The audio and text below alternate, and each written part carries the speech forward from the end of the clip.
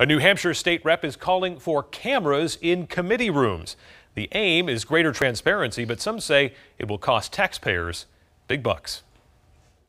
Last year, News 9 profiled the lonely meetings of the Litchfield Mosquito Control Board, a two-man operation that faithfully upholds the standards and spirit of public governance, even though the public never shows up.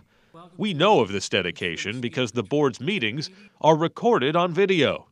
In Concord, the House is a major power center of state government. Its session days in the State House are streamed online. So as I mentioned, But the vast majority of committee hearings, where the detail work of democracy is done, are not recorded. There are very few impediments to actually doing this.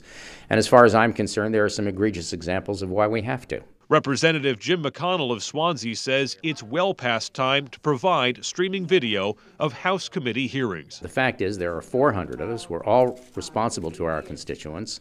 And when we have a hearing, it isn't reasonable to expect that everybody who has an interest in that particular issue is going to be able to make it to Concord and sit in on those hearings. This isn't a new idea, but one of the biggest hang-ups is the sheer volume of content that would be generated by the House committee process. You could easily have in excess of 40 hours per hour simultaneously for upwards of 8 to 10 hours a day, at least 3 days a week, if not more. Even so, longtime Stoddard State Rep Dan Eaton supports live streaming committees. But he says in the past, other legislators have worried about how cameras in every room might change things. I think there's a concern that you're not going to operate as you normally do as a legislator, that you're always going to feel like you're in the spotlight.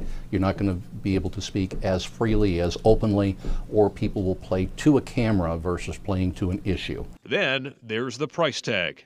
Probably $1 million or more to set up, given how many committees, how many locations we have to do it. House Speaker Sean Jasper says it's puzzling that Representative McConnell, a high-profile member of the fiscally conservative Freedom Caucus, is bringing this forward. I find this to be very odd from a representative who was actually giddy about the fact that he was going to crash the state budget because the state budget was too high. But McConnell says this is about accountability. After all, if the Litchfield Mosquito Control Board can have video, why not the committees of the People's House? So as far as I'm concerned, transparency is good, and anybody who has a problem with that, well, we're going to let them identify themselves later this year.